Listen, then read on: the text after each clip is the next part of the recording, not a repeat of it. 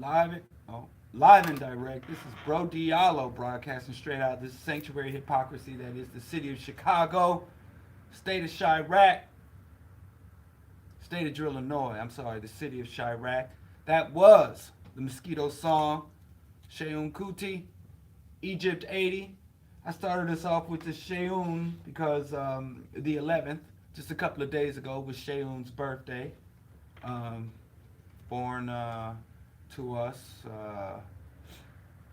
Oh, how old is he? Like 36? He's still relatively young, but 83. Yes, January 11th, 83 is Sheun's birthday, or as they chant at his shows, Bela lives, reincarnation. So I'm glad I was able to start us off with something inspirational, something positive, something definitively African, definitively black, definitively pan-African, definitively conscious, because that's probably about the only shine I'm gonna get today. Because now I'm going to be delving into another. I hate using this word, but everything's relative. All things are relative. So why should I have to say relatively?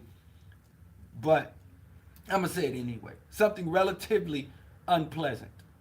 And me personally, what I'm going to talk about today on the Bro Diallo Show, did I get everything out of the way? Did I do the house cleaning? Well, if I have to do it again, I wasn't here Friday because I was sick. I was under the weather.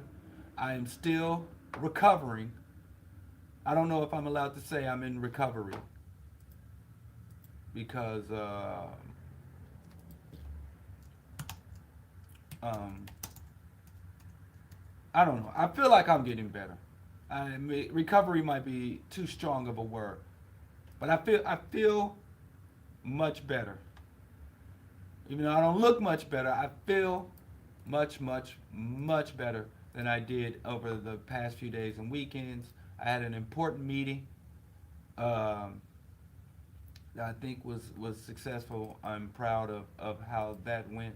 So um, Friday, I drug myself out of the house, um, and it was hard. It set me back a little bit because, like I said, when I don't do well with acute flus and the cold and all that. I just everybody ain't that strong, as Gil Scott Heron said. But anyway, I'm back on my feet. I'm out of the house. I'm out of the bed, and I'm recovering. But I'm not all the way back yet. I'm gonna need another couple of more days. But it is what it is. But let me get the house cleaning out of the way, the formalities out of the way. As I said, this is the Bro Diallo Show. I'm broadcasting out of Chicago.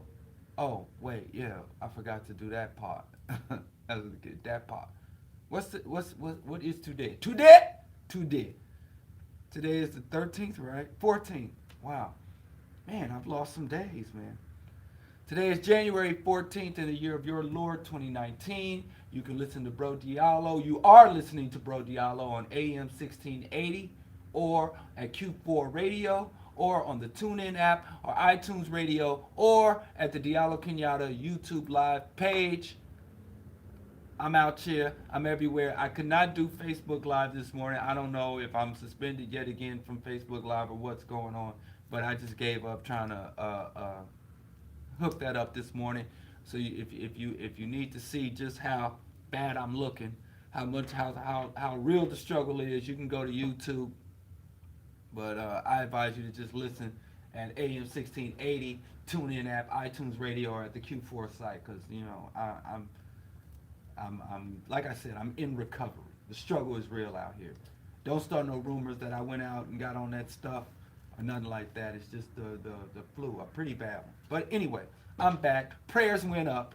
Nothing came back, but still I'm getting better. But anyway, as I was saying, I'm very happy that I was able to start us off with some uplifting, inspirational, definitively black, definitively pan-African, definitively inspirational, because I'm about to say some things that have brought me some trouble. in the recent past and distant past, and I'm just going to jump right into this issue because it's something I've been wanting to talk about, something I've been cussed out about, something I didn't got in trouble about, something people tear me down about, calling me negative about. And that's what it's called. Today, the title of today's show is The Achievement Trap. And I ain't going down no rabbit holes. I'm going to get right to it because I don't know how long my voice is going to last. I don't know how long I might, just fall out in this seat. I don't feel well.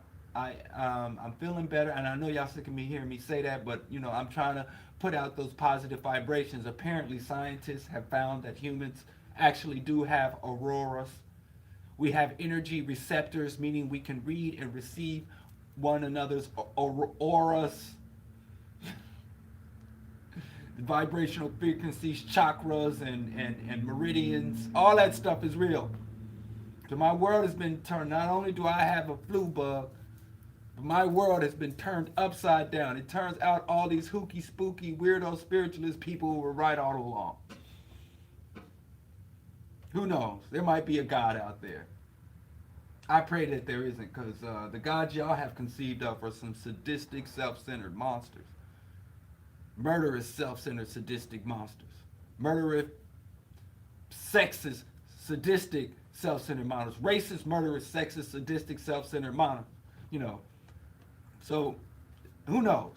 But I'm all about the evidence. I haven't read. I've actually have compiled a few articles of these people who have been posting, and going to look into the methodology that they've used to identify human auras and identify chakras, what instruments and methodologies they use to confirm these things that I once thought were purely mythological. So I'm taking L's, the rationalist, scientific, skeptical point of view. I'm taking L's. I'm taking ideological chops to the throat. But hey, because I'm a rationalist, if there is evidence, then I will adjust my position. It ain't that complex, and it's not painful. It is what it is.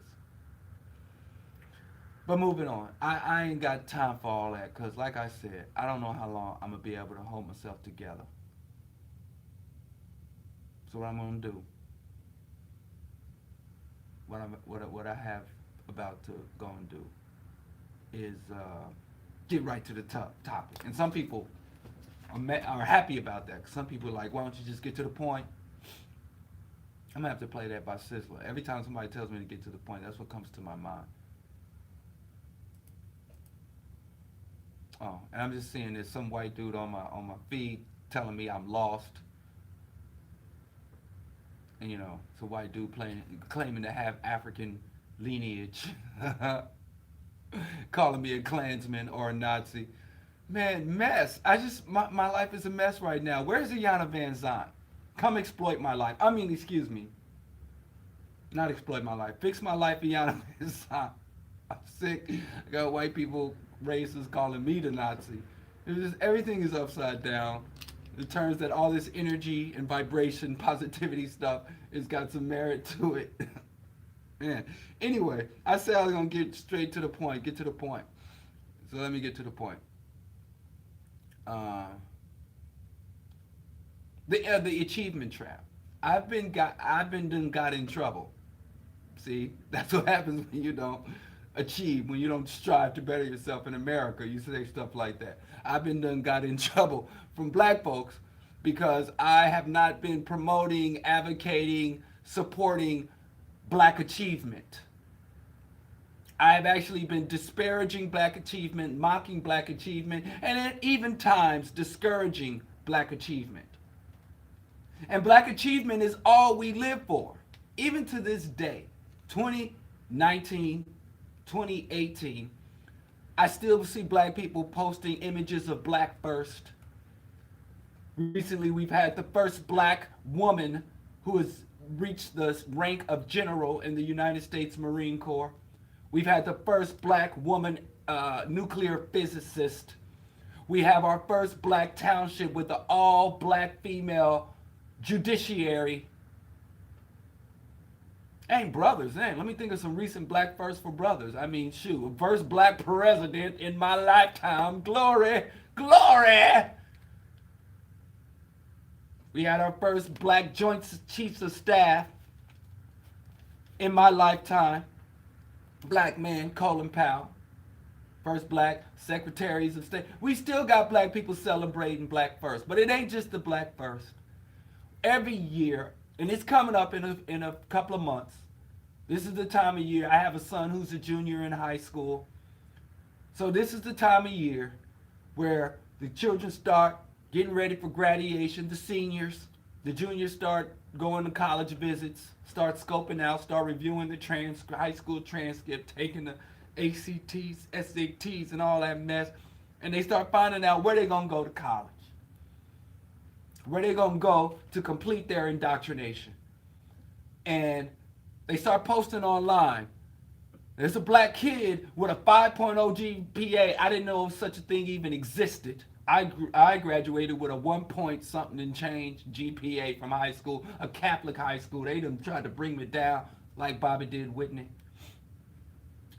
But anyway, when the children start finding out where they're going, what scholarships they're going to get, and then on social media, you find some black folks posting this black child that ain't even related to them. They don't even know this kid. It's just a black kid from the ether, from around the way somewhere, not even in the same city. And they're posting with pride, bubbling over with pride about this black child is going off to Harvard. Or one black child got accepted to Brown, to Harvard, to Berkeley, to Stanford, to what's the other?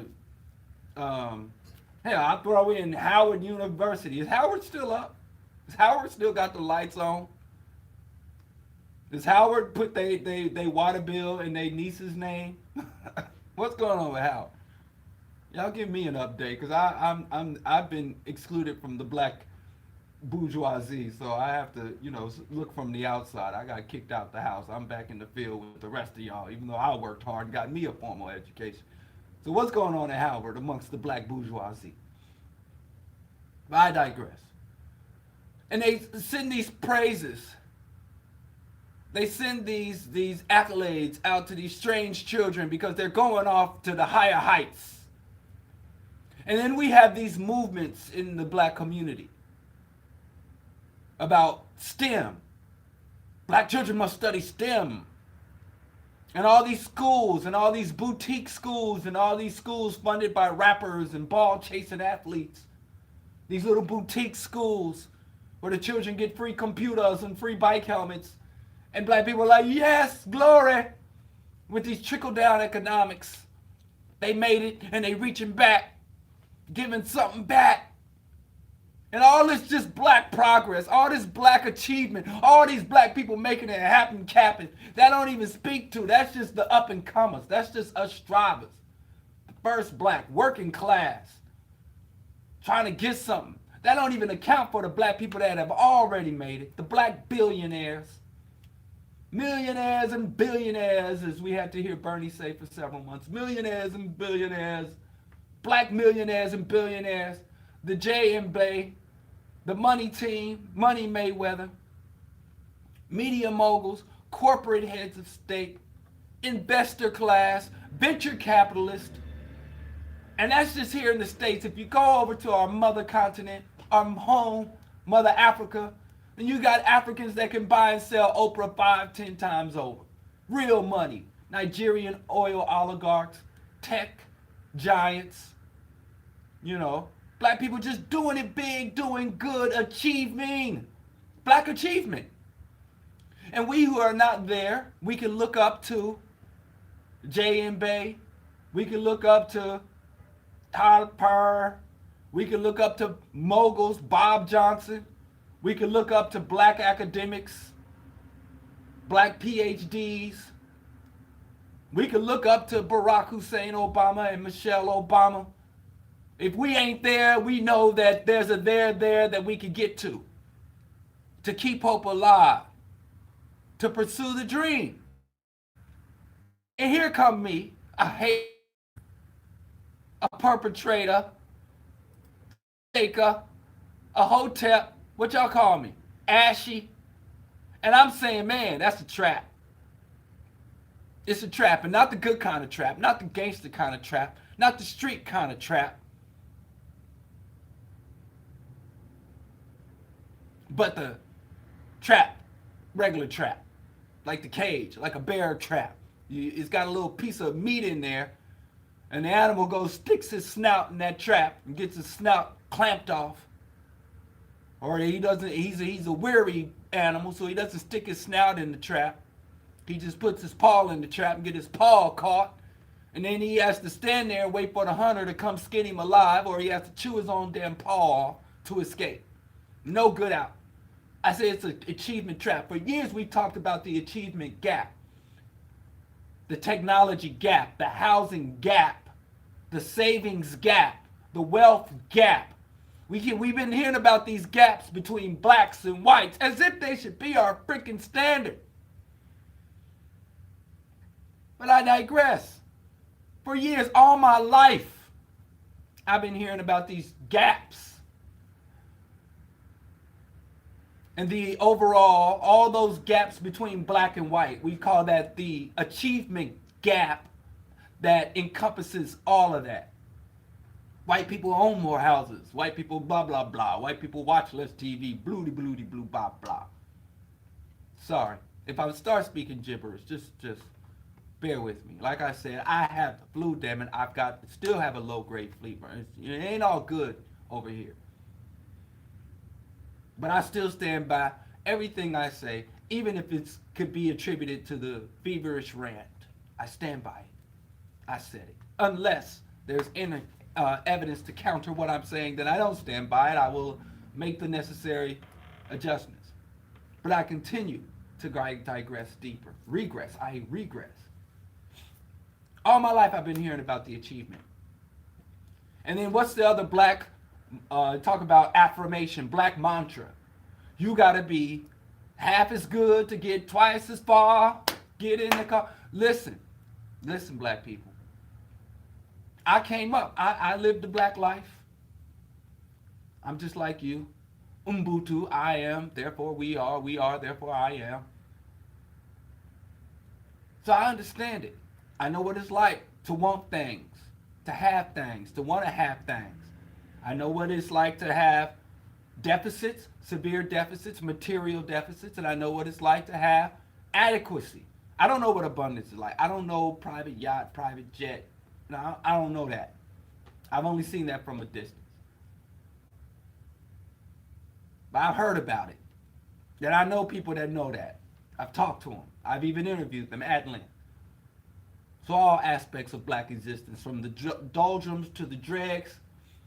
I've been everything to dank, moth, vermin-infested prison cells that held black people, up to mansions and summer homes out in the Hamptons. I've seen all the spectrum that I know of black existence, especially in the America, the wealthiest, greatest country in the world. I've seen it all. And I understand what it's like to want to elevate out of that prison cell and make it to that summer home in the Hamptons. I understand. I sympathize with black folks. And the work that it takes to get there. I appreciate the talents of LeBron James's, what's the other dude's name? The other talented dude.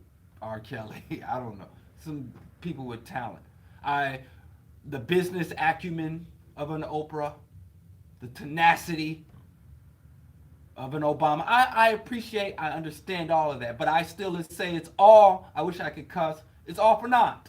See, I didn't have to cuss. It's all for naught. Don't mean a damn thing. It's a whole bunch of nothing. How dare I?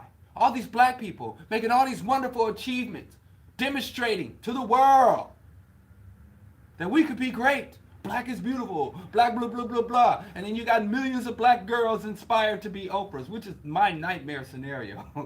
That's all we need is a bunch of more Oprahs. So I've concluded, I've come to recognize, to understand that I come to recognize that it's all a trap. It's all a hustle.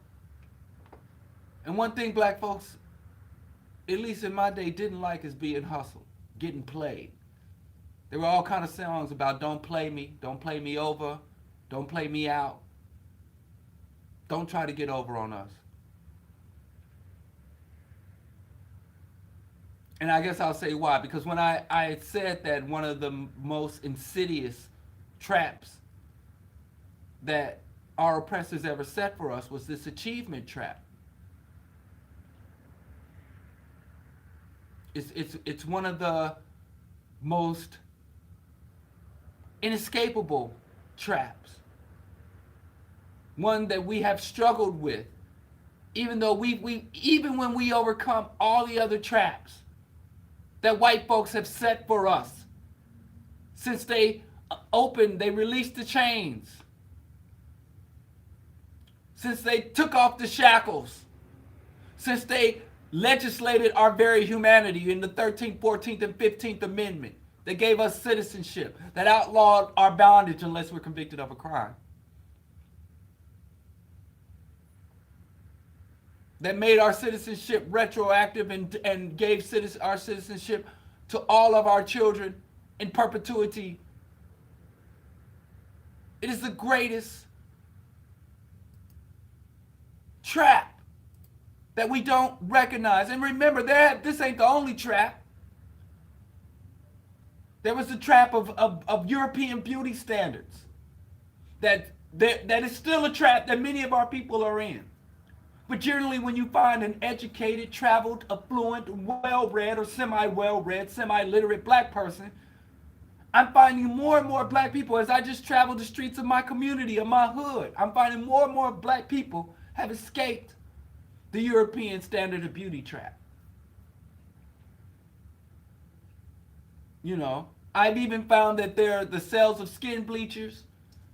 Even the Koreans are getting nervous because, you know, the fake hair extension, the blonde hair wigs, and the toxic chemicals you use to adjust your hair. The surgical procedures amongst blacks to give us more European features. To narrow our noses, to thin out our lips. That's going down. And even the people who get those procedures, even Little Kim or Michael Jackson, even the black people who still elevate, who are still in the clutches of the European beauty trap, standard of beauty trap, they deny it to your face. You find a black woman, and it was a time, some of y'all young people don't understand, there was a time where black people would say out and out, ugh, black hair is ugly, nappy hair is nasty, it's dirty, white hair, good hair. But now even we've evolved enough to where even if a black woman could be standing there with surgically mutilated nostrils,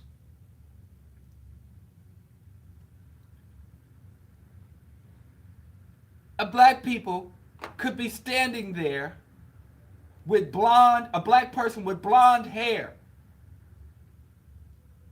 blue eye contacts, looking right at you. And they will say, I'm proud to be black. And they say, I ain't doing this to look white. This is just my personal self-expression. Even though they a damn lie.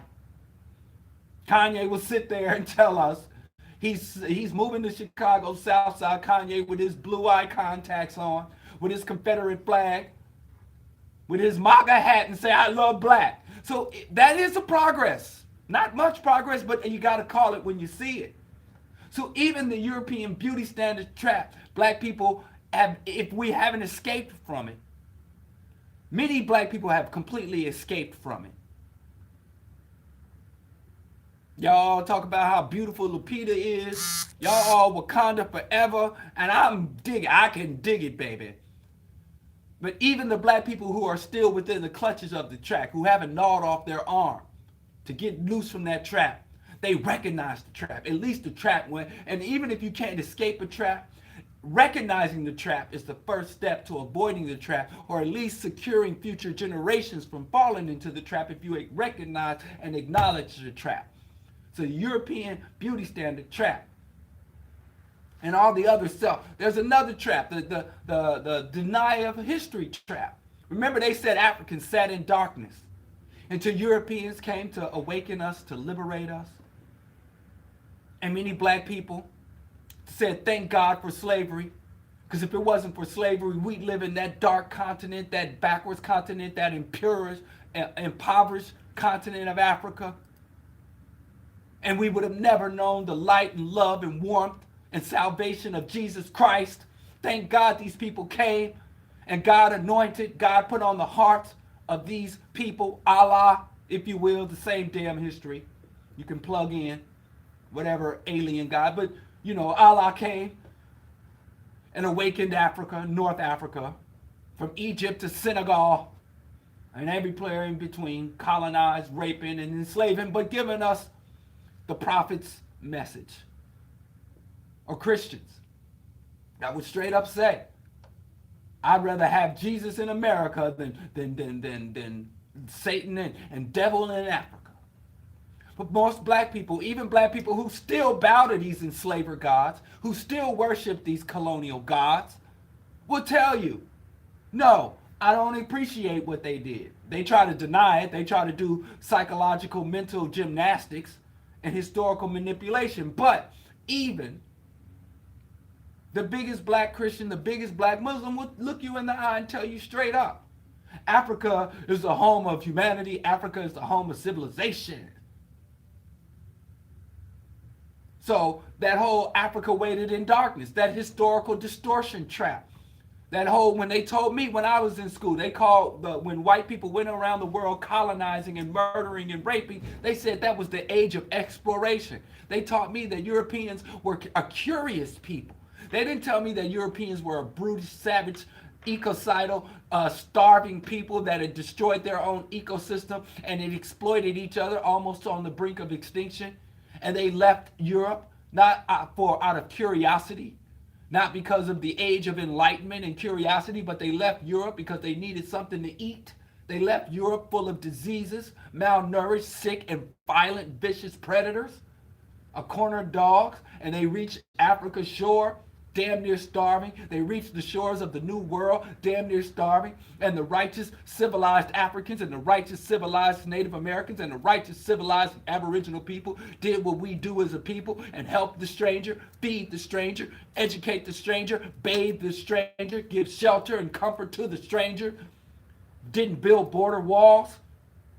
And then after we nursed them back to health, they proceeded to enslave us. They didn't teach me that, but now I know. Now I can quote the history. I've read the true history books. I've read the logs. Truth is out. So the historical distortion trap. And there are so many traps. Remember the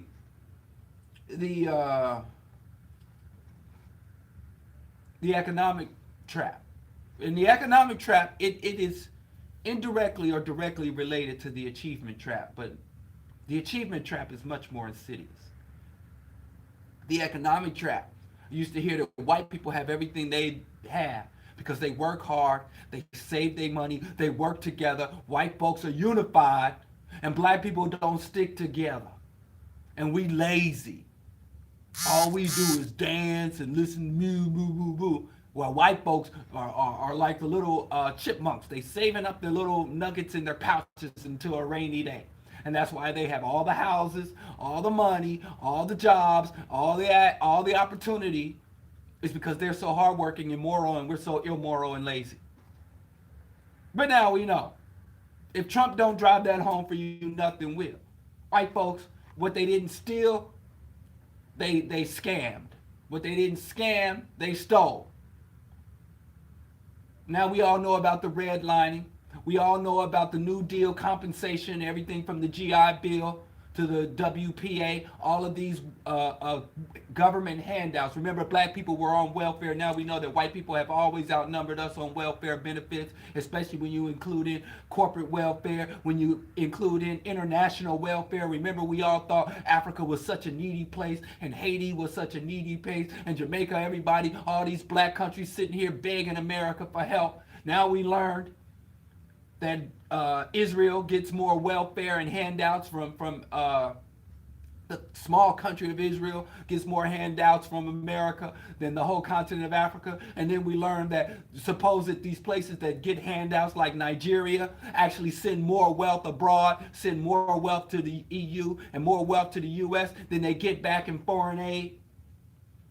They send out more wealth than they get back in. So there's a lot of traps that we have that we don't even know they're traps. We just think this is just common sense now. Some young people are so slick. They think, oh, we've always known these things. We don't acknowledge the work that has been done to bring us these insights, to awaken our people. And you're so hip to what people in the past didn't understand.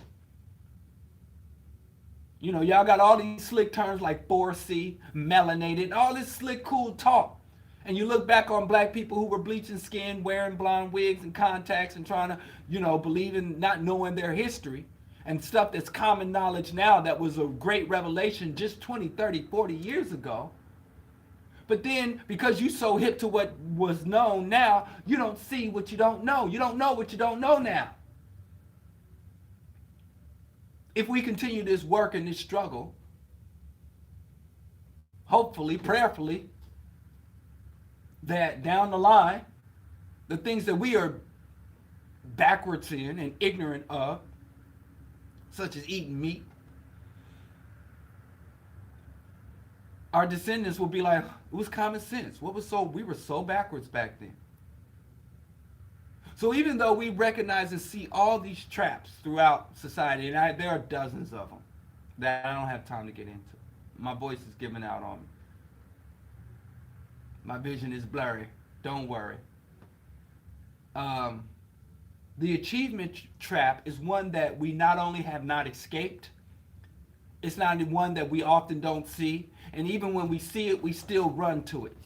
We see the trap. We see the juicy slice of meat with the steel cage around it, with the iron jaws around it, and we still run to it. We race to it. We knock each other out the way. We compete for that slice of meat in that trap. And when we get caught in the trap, we think we've won. And then when one of us gets caught in the achievement trap, all the rest of us who are left outside the achievement trap are upset. Or some of us who ain't haters celebrate, yeah, you're in the achievement trap. I hope one day I can get in the achievement trap. Close the achievement gap. Now, why am I so hateful? Why am I so anti-progress? Why am I so anti-black people getting theirs? Black people doing them. Do you? It's simple. It's simple. All of our achievements within the system have ultimately led to our regression, led to our vulnerability and dependence on our oppressor. Why do I say that? To me, it was obvious. Actually, when I had put out a tweet. I had posted a tweet where I had said, black achievement is one of the greatest mind rapes, one of the greatest traps, one of the greatest weapons that white people have used against us. And some bright young Black Lives Matter, progressive, young, woke lady was like, what the hell does that even mean? And people were on my blog like, what the hell? Who talks like this? How can anyone say that black achievement is a bad thing? Like, in what way? How is Oprah having billions of dollars? What's wrong with that? How is LeBron James opening up a boutique school? And y'all don't hear about it. Y'all follow-up game is weak as hell. Y'all good for shooting them jumpers, but y'all never crash the boards. You know, it's just where the ball falls, it falls. What's up with LeBron James School? Because I sure caught hell when I criticized it, but I don't see y'all speaking about the progress. I don't see y'all interviewing the students and talking to the parents or community members. For all y'all know, the damn school could be shut down. before it opened. But anyway, y'all, what's up with Oprah's school? But I digress. Let me just get to the point because I don't think I have too much time here with y'all today. Here we go. Amos Wilson said, damn, over 20 years ago. And just going to say some specific issues. Y'all tie it together because I can't. But before I get into that, let me say it's 8 a.m. Central Standard Time here in the city of Chicago. You're listening to the Bro Diallo Show on Q4 Radio, TuneIn app, iTunes Radio, AM 1680.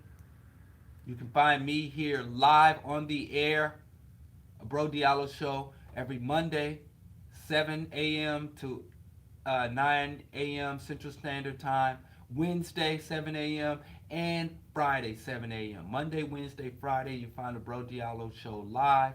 You can also find me at Diallo Kenyatta across the social media spectrum. I'm not on Snapchat, but I got a Tumblr blog, Twitter, Facebook, and mainly YouTube. Please go to YouTube and subscribe. I'm trying to get up to 1,000 subscribers, at least on YouTube.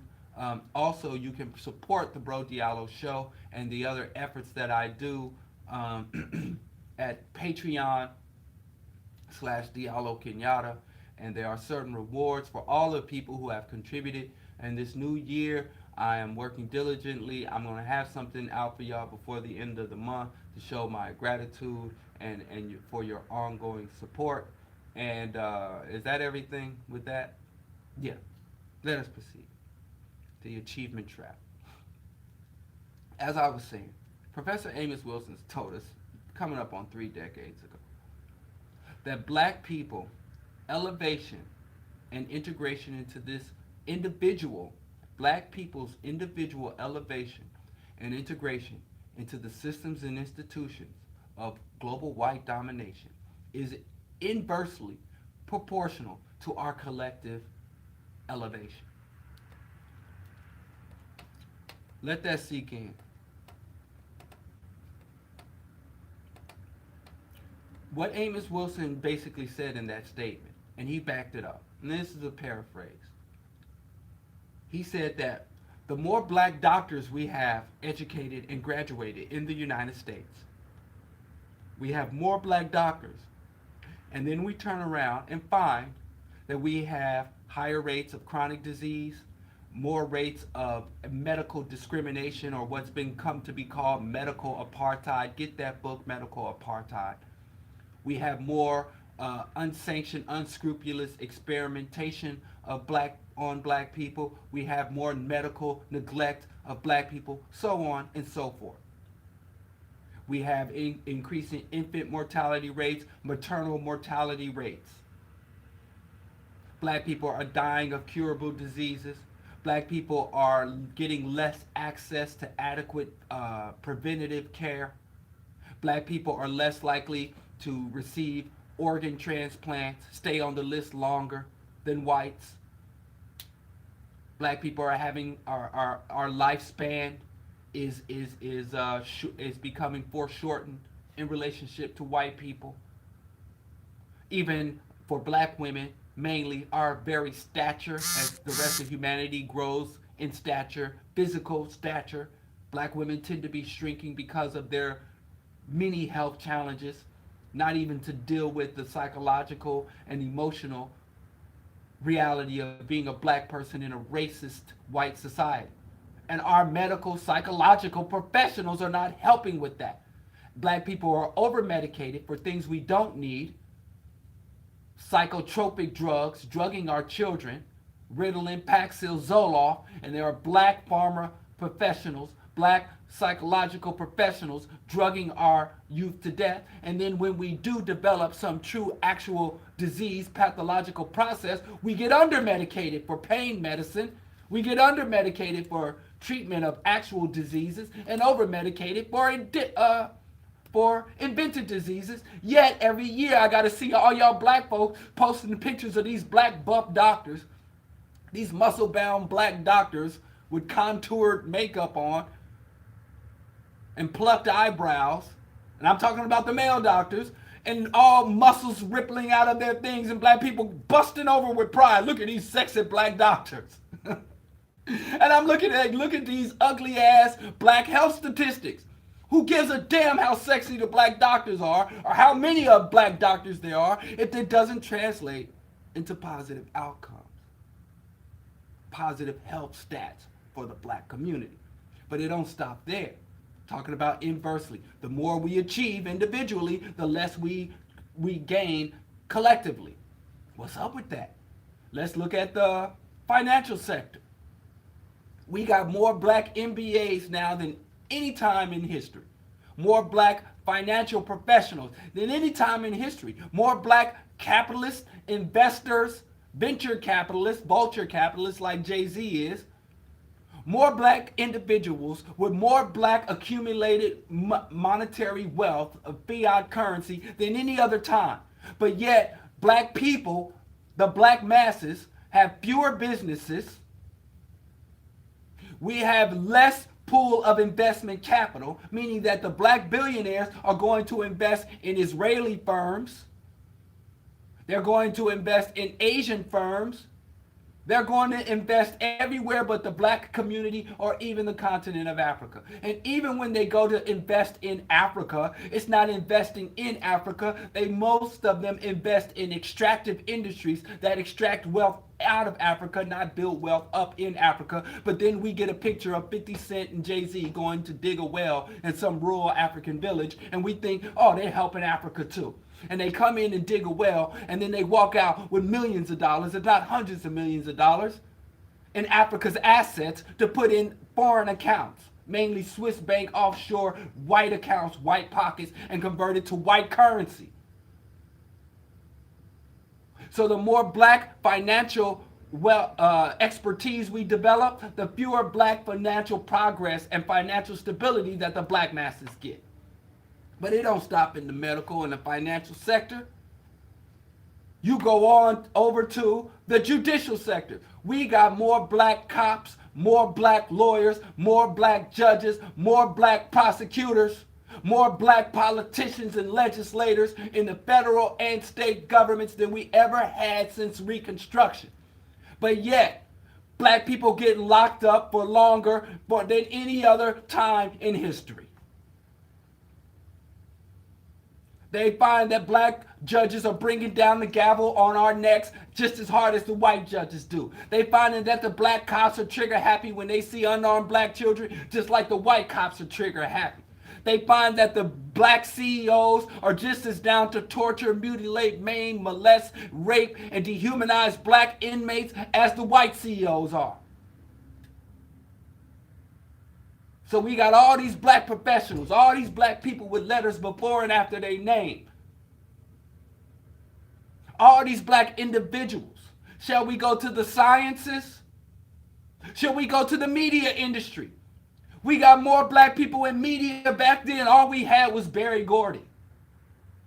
There was a time where all we had was one or two black actors in the whole. Now we got not just black actors at the top of their game, black directors at the top of their game, black media mogul, black music moguls. It had to be a white man or a Jewish white man for us to put out a record. Now we can put out our own records. Now we got black people in their bathrooms with laptops banging out hits. Banging out the one-hit wonder, Soulja Boy, it doesn't matter. Black people making big money and big music. And black people are label mates and Cash Money, No Limit Records, Aftermath Records, Death Row Records, Bad Boy Records, and it just don't stop. Def Jam. But you look at the quality of the music that these artists put out, it's some old stepping, fetching, Mitchell Stroh, buck your butt out, buck your teeth out, performing for master. And we still find that white people are the main consumers of degenerate black art, black minstrel art, while the true black creators, the true black instrumentalists, the true progressive artists go on in obscurity, way back from Gil Scott-Heron all the way up to the poor righteous teachers and the ad twos of today. Our progressive art still gets neglected, just like the white or the Jewish record exec didn't give a damn about progressive, revolutionary, conscious black art. The black African executives hated even more than the white ones did.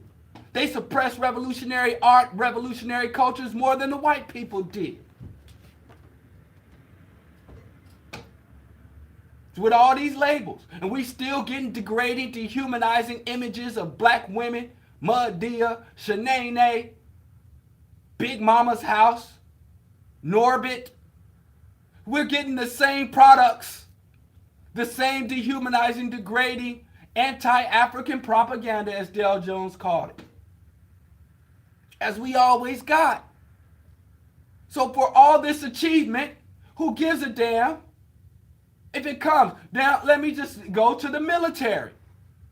The most powerful, anti-human, anti-life, planet killer, global planet. Y'all want to talk about, we all looked at Thanos, beat the hell out of the Avengers, and kill off of half of humanity with the snap of the fingers. When we're living, we're coexisting with the technology. It ain't a snap of a finger, but it's the push of a button that could kill not half the life on planet Earth, but all the life on planet Earth. And the U.S. nuclear arsenal. The U.S. military is a murder machine worse than Thanos. They got little kids scared of Thanos, and then when they see a soldier, thank you for your service. Not knowing that this soldier is hell. We need to make movies showing who the real killers are.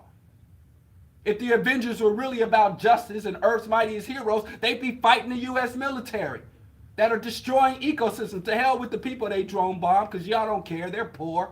They haven't achieved. So y'all don't care about the northern Pakistan, Afghanis, Iraqis, Sudanese, Somali, Libyan. Y'all don't care about all these black and brown people that are getting slaughtered across the earth. Palestinians, white phosphorus, depleted uranium, micro nuke bunker busters. Y'all don't give a damn about them. But they killing off the whales. The U.S. nuclear subs and their sonar technology are disrupting whale migration. They killing. I know white folks. Oh, wait, the U.S. military is killing whales? I thought we just killed black people in foreign countries. I thought we dropped $1 million bombs on 50-cent huts. But hey, let's stick to the topic. We got more black generals. We had a black man as the chairman of the Joint Chiefs of Staff. How achievement, talk about achievement, Colin Powell. They even wanted to run Colin Powell for president.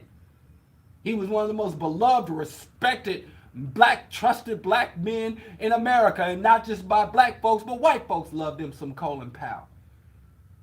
And when he was head of the largest military in the world, did he say, hey, no more attacking Africa? He's from Jamaica, Yardman. He's a Yardie. He's a Kingstonian. He come from Jamaica. Did he end the U.S. military aggression against the Caribbean, the U.S. military encirclement of the Caribbean, of Central America, of Africa, of his motherland? Or did he affirm the bombing of Libya before Obama? Before Obama unseated Gaddafi, it was Colin Powell overseeing the bombing of Libya, the murder of Gaddafi's daughter.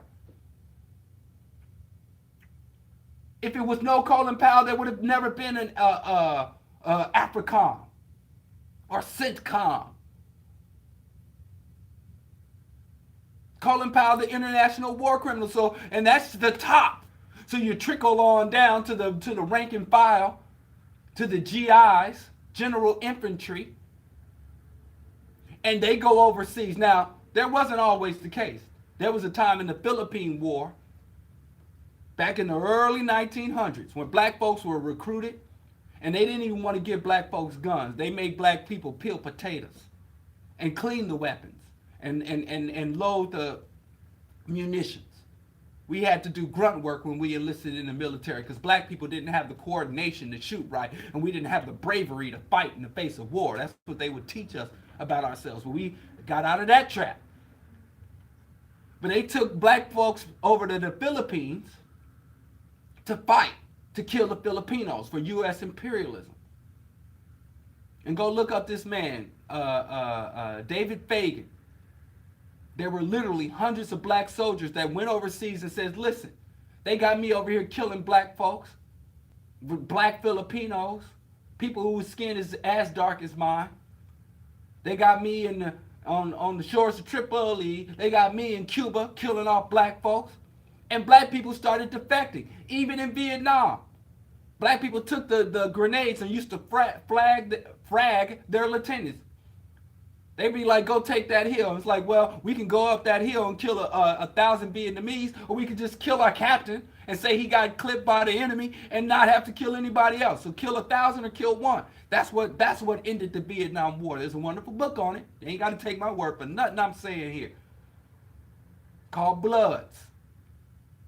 Black soldiers in Vietnam. But black people were defecting from the military. But now they don't have mass defections anymore. You got black people stationed in Okinawa, raping the Okinawans. You got black people stationed on the African continent, rooting out terrorists. And who's a terrorist? Anybody your commander tells you is a terrorist. I don't care if it's a baby suckling at the mother's breast. If your commander tells you that's a terrorist, then shoot it.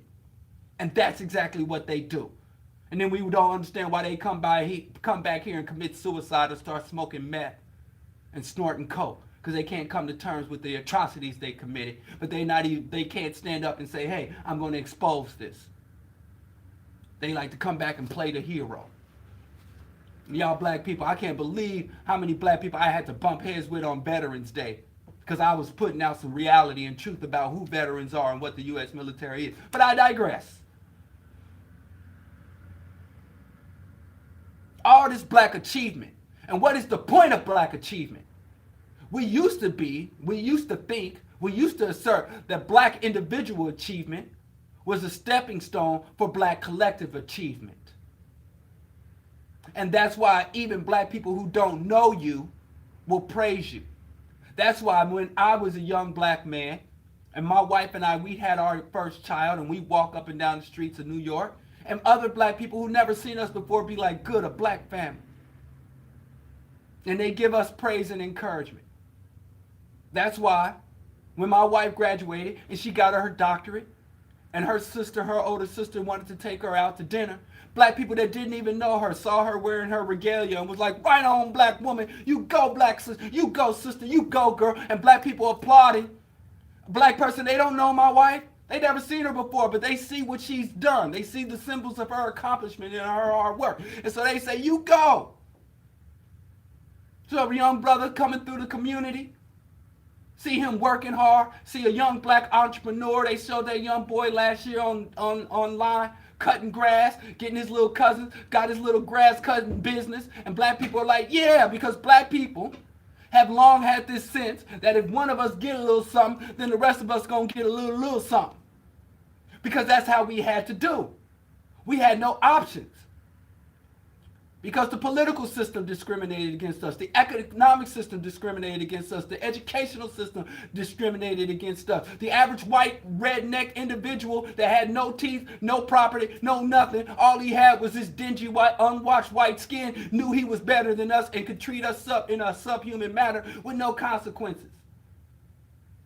So black people long ago, since the era of Reconstruction, since the Jim Crow era, have developed this understanding.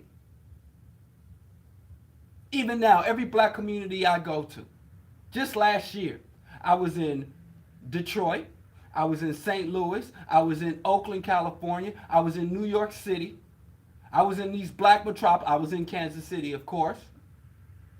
And everywhere I go, if you're walking the street of the black community, these places, people tell me, oh, it's terrible.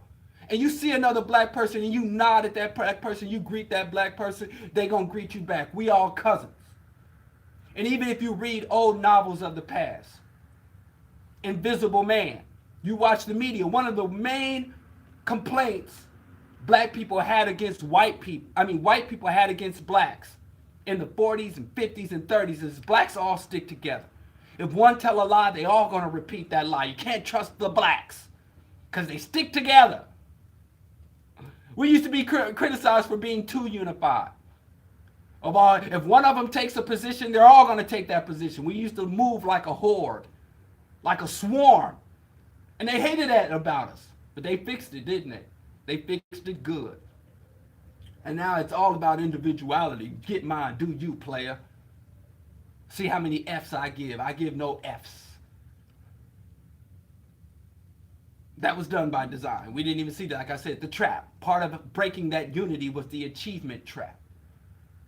So there was a time in this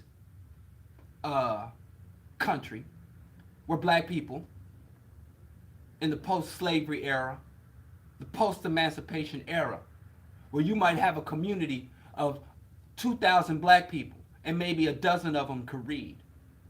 But a black person, every individual black person that could read was going to make sure another dozen, each one teach one, which is a dope song. I'm going to have to play that for the days out. Each one teach one. So we could celebrate a black person becoming literate because we knew that black person who became literate was going to teach at least another dozen to 20 other black people how to read. And then those 20 black people who learned how to read would teach 20, each individual would teach another dozen to 20 other black people to read. And grandsons were teaching their grandfathers how to read.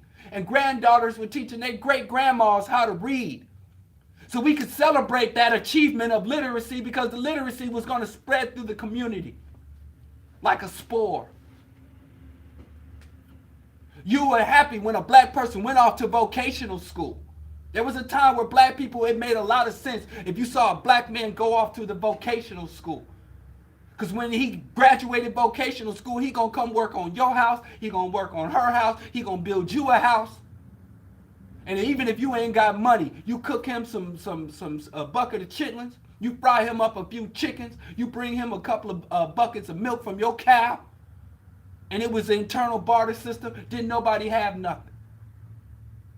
You knew if a black man went off to medical school, if a black girl, because this is the circumstance, don't blame me, but she had to go off to secretary or to a teacher's college. Back in the 20s and 30s, they didn't allow black women to go to medicine. But if you knew if a black girl went off to secretarial school, she'll come back and keeps the books for half the businesses in the black community. And she go to the black butcher, do his paperwork, make sure his license, everything's in order. Then she go to the black funerary director, to the black funeral director and do his books. Go to the black church, do the books. And you know, a secretary was the community accountant. A black man go off to medical school in the 1920s, 30s, 40s. He couldn't work on white bodies.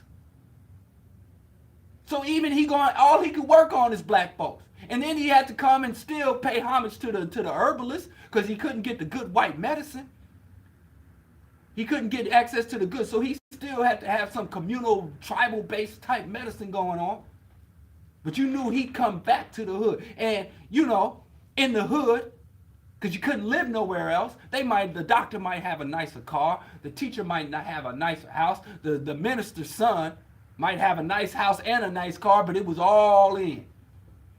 It was all in our community. And the black preacher could buy his black car and take it to a black mechanic, a black electrician, all in the black, because white folks, we couldn't work on white folks stuff. And even if white folks let us come over to their neighborhood to work, they say they had to sundown town. They say get out of town by sundown. So even if he was working there by sundown, he'd be back in the community using his skills, using his talents, and making his dollars bounce all through the hood. And that was a time where it made a lot of sense for us to celebrate black achievement, where an achievement of one black person was the achievement for us all. Progress of one meant Congo. When one go, all go. And that was reflected in the literature. It was reflected in the music. It was reflected in the economics. It was reflected in the culture. But that got blown up because black people were a threat. Not a threat, military threat. Not a political threat, but a psychological threat. White people, and we think when white people, oh, I ain't got no gun, I ain't militant, I don't hate the government, I'm a loyal, patriotic American, I love everybody, and we still come under attack. We still come under suspicion.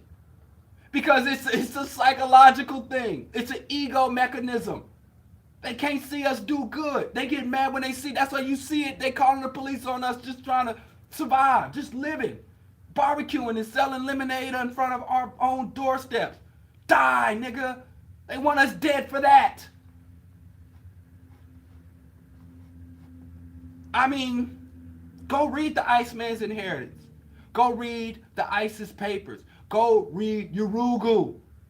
Read the psychopathic racial personality. And while I'm talking about the psychopathic racial personality written by Dr. Bobby E. Wright, Dr. Bobby E. Wright also said he talked mostly about the black medical professionals, how they mean us no good. They have no intention of sacrificing. And here's the thing about black medical professionals. Black people come out of medical school on average with a lot more debt than white folks. Black, he's a black doctor and all that. He gets all this respect. All the ladies love him. He got the nicest car. He got a nice house. But what you don't see behind that veil of affluence, that veil of wealth and status, is a mountain of multi-million dollars of interest-bearing debt. So when he does get that residency, when he does get that attending physician slot, and he walks in there and sees racist, discriminatory practices, he gonna turn the other cheek, because he got to make them 6 figures to pay off them 7 figures. That alone. Unless he went to Cuba for medical school. And everybody, like I said, ain't that strong. Some people, too few people, say to hell with the debt. I'll live in poverty before I sell out. But that's a rare breed. We get one of those every couple of generations. But going back, there was a time where it made sense, where we developed this practice of not only celebrating individual achievement, but collectively contributing to individual advancement. Collective contribution to individual advancement. Because by the very structure of the system, if a black person wanted to achieve and have a higher level of education, develop a higher level of skill set, or had a higher level of talent, they understood that the only outlet for your talent, for your skill, for your education is among other black people. We were in legal segregation. We were in an apartheid system. So it didn't matter. You could be the best doctor in the world. Most white people was like, I'll never let a nigger doctor touch my child. You're going to be a black gynecologist between the legs of a white woman when the time where they were lynching black men for just whistling or looking at a white woman sideways. So there was a time where it made sense. And that's how we created the Rosewoods, the Black Wall Street, Strivers Row, and all these affluent black communities, literally from coast to coast and everywhere in between. And all the affluent black communities were embedded in the working class communities and the poor white communities, and we have black ethnic enclaves, black towns, just like we got Chinatowns now, where you walk past this line, everything is owned by black people, either individually or collectively. And everybody in that area worked together by even necessity. Even the Uncle Tom bootlicking, backstabbing sellouts had no other option but to remain in good standing. And the worst thing you could possibly do in your life is ruin your standing and reputation amongst black people, because if the black community turned their backs on you, there was no other community that would have you, even pretend would tolerate your presence. So there was an imposed unity. There was a natural inherent unity that developed from within, and there was an imposed unity coming from the outside.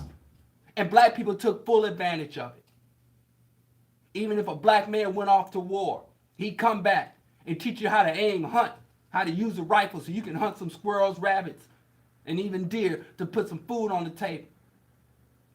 And when the patty rollers, when the crackers came through, we also had some rifles, and he knew how to clean up those pistols and rifles and make them functional. Knew how to form a defensive formation, a defensive line. And if it came to it, how to dig a trench. He'd come bring that back to the hood.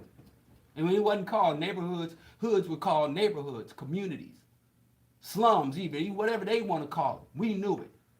I got a little taste of that. I was born into the last remnants of that, where black people were sharing and working together. We've lost that. But we didn't lose it. See, it's hard to say. If I'm walking down the street and somebody picked my wallet, I didn't lose my wallet. Somebody took it from me. Somebody conspired against me. They followed me. They waited till I was vulnerable or distracted and they go in my pocket. That's not losing. So we never lost anything in this damn country. Everything that we had at one time that no longer have today was deliberately and consciously taken away from us or destroyed from within. Eroded, corrupted, captured. And so, black achievement at one time, but black first. And you knew back in the time of Adam Clayton Powell, or back in the time where we had all those black senators doing Reconstruction, you knew that politician had no choice. Back when a politician could get elected and go to Washington, D.C. and still not be able to sit in the congressional mess hall. He go to couldn't sit. You're a congressman, you still sit your ass on the back of the bus. You're a congressman and you still can't rent a hotel around D.C. You still coming in the back. So those black politicians knew, hey, if I don't rep for my people, I don't rep for nobody. I can't do for nobody. So we had politicians of the quality of Adam Clayton Powell, who was a philanderer. He was all those things. He was a black Trump. He was out there trumping, had the comb over and everything before Trump, but he produced for Harlem. He produced for his constituents. He justified his leadership role by bringing material progress to his constituency. That's all we ask. If you got some bundles of cash like Jefferson, Louisiana, in your freezer, black people are willing to overlook that. Just like white folks overlooking Trump's indiscretions. You got a little girlfriend, that's your business. Are you producing? Are you advancing our collective community interest in the halls of government? Yes or no? And all the rest of that stuff, negotiable. That's politics. That's grown folks' business. But nowadays, those days are gone. We still have an obsolete outlook. We have an obsolete outlook. We still functioning like we in a different time. But since segregation, since Dr. Martin Luther King integrated us into a burning house, them ain't there that time no more. We need to become more sophisticated. Pro-blackness is obsolete. Seeing a black person elevate does not mean benefit will return to the community. There was a time where that's almost what it meant, 99% of the time. If a black person got something, he had to spread it amongst other black people. Those days are gone. Those days are gone. And so does the concept of black achievement needs to go with them. And if not, it's like the time where black people were marching for integration. And one of the first things they did was integrate, they integrated the FBI so that they could have black agents infiltrate the organizations that were fighting for integration. You know, and black people were literally, oh, we got the first black FBI agent. The first black CIA agent. Yay! What the hell you think that black woman there who is now the first female general, black female general in the Marine Corps, what you think she gonna do? Who you think she bombing? Who you think she killing? Who you think she's instructing her troops to aim their guns at? Who do you think are been, and I have no doubt for this black woman to get there, being black and being a woman, this woman has got to be a damn genius. She's got to probably be one of the most brilliant black women, one of the most brave and resilient black women since Harriet Tubman. I have no doubts about that. I can't take nothing away from that woman, but who is going to profit from their skills? There's another good song I would like to recommend to you called Who Profits by Souls of Mischief. Who profits? Cui bono? That's what you always ask yourself. Who's going to get the benefit? So all black people have been getting from all this black achievement for the last 40, maybe 50 years, since 1968. Only thing we've gotten was a slight ego boost. We got some nice photo ops, a little black kid standing in the Oval Office next to Obama, looking out in awe, like he's some kind of God man. All we got was some ego boost. Here's the thing. Who defines what success is? If your enemy, do you think Jews, a Zionist definition of success is the same as a Nazi's definition of success? Do you think the Chinese communist government definition of success is the same as the United States capitalist system definition of success? Do you think the values and ambitions of Africans are identical to the values and ambitions of Europeans? After all this time, after all this history? So when we look at a black child and say, be your best self, you can achieve your dreams, what the hell does that mean? What dreams? So what we as a people need to start doing is having an independent and divergent. Because a lot of times when black people go independent, we just have a black version of what white people have. Independent record labels, our own independent black businesses that are just as greedy and exploitative and trying to get the least by giving the most. Gain the most by giving the least to the customer in black capitalism. So it's not enough for us just to be independent. We have to be independent and divergent. And divergent means we use counter values. Where they want a mass accumulation, we're looking for just redistribution of wealth, not mass accumulation of wealth. We're looking for cooperative when they're doing competition. We're looking for justice and peace where they're doing warfare and oppression. So it ain't just enough for it to be divergent. And we need to say your success as a black person, a black child who's coming up, we define success as your level of opposition to the systems and institutions of global white domination and all systems of injustice and oppression. If you make $1 billion and you become the best basketball player or the best business mogul in the world, but you are not fighting oppression, you are not elevating Pan-African, revolutionary Pan-Africanism, you are a failure. You have failed us, you have shamed us. That should be the standard. And I know it sounds crazy, because we want our kids to take private jets to Dubai and sleep with child trafficked prostitutes, because that's the modern day example of success. And you go to Will Smith, and you see him dressed in Saudi oil oligarch costumes with Tyrese on Snapchat or Instagram, whatever, and they're in Dubai living like sheiks, living like disgusting imperialists. That's the same thing white people did. Lawrence of Arabia, they went to the Middle East and did the same thing, and look at the opulence. You got black people, black celebrities driving through the streets of Haiti or through the streets of Port-au-Prince or to Lagos, Nigeria in a large caravan. Being worshipped. Oh, look at all the money they have. And they're there to extract. They're there for imperialist designs. Pro-blackness is obsolete. The achievement is a trap. We need to redefine what true achievement is. And I say this, if nothing else, I say sticks in your head today. It is better to fail at resistance than succeed at submission. We have to start recognizing that Jay and Bay are our class enemies. They are race traitors. I'm sorry to say it. I wish it wasn't the case. Obama and Michelle are race traitors. You don't hear me though. I ain't saying go out and throw tomatoes at them. I ain't saying go out and cuss them out. All I'm saying is just recognize the trap. These people represent the value systems of our enemies. They represent the agendas of our enemies, and they are willing to sell us out for a few extra stocks. These people are thoroughly infected with the pathology of our oppressors.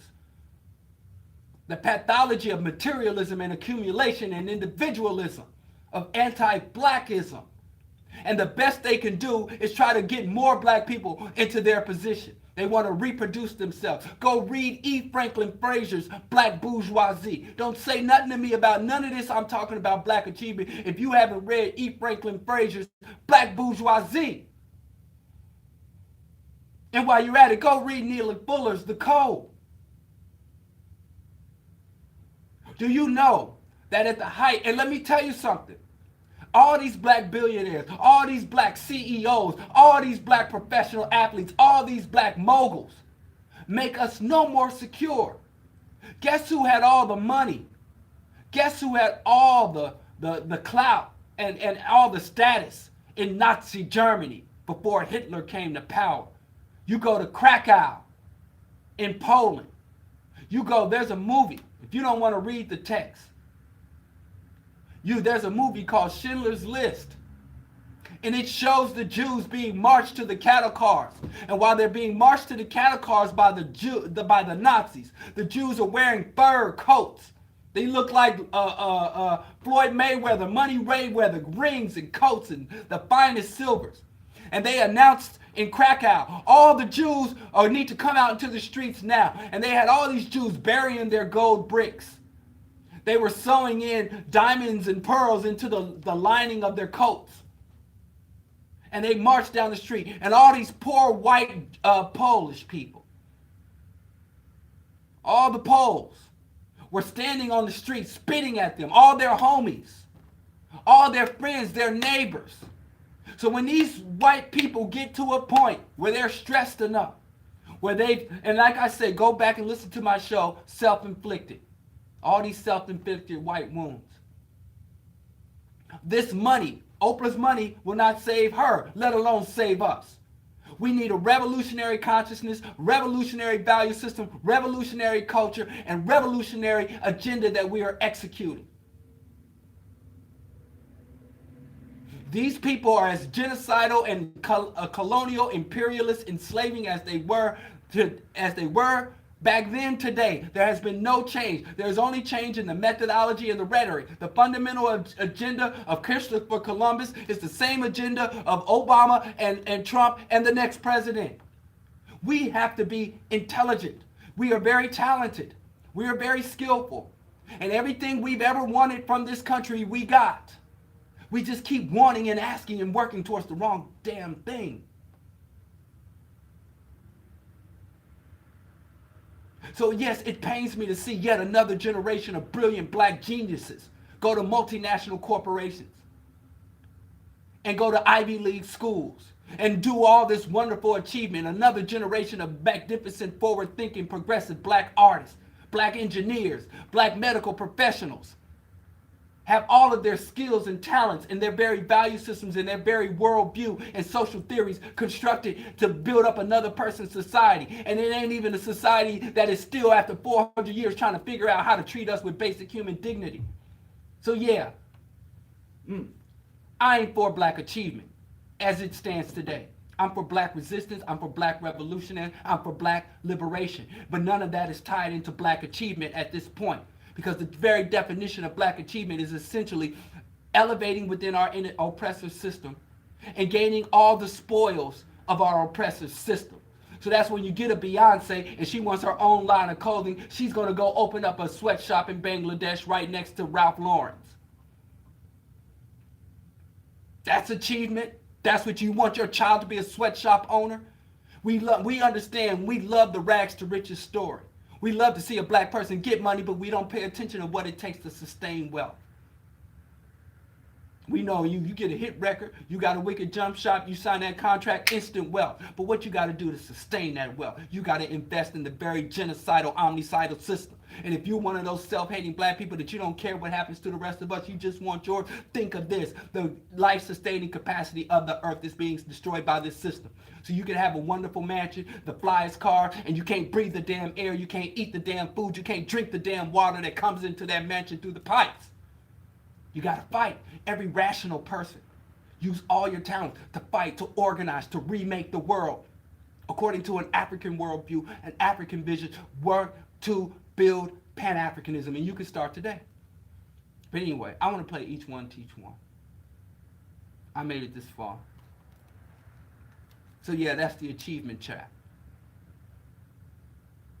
You know, all you do, you still in a cage. Even if your cage, the bars of your cage are gold plated, it's still a cage. Even if your chains are encrusted with diamonds, they still chains. Bro Diallo Show, Q4 Radio, Q4.0, TuneIn app, iTunes Radio, search QUE, the number 4.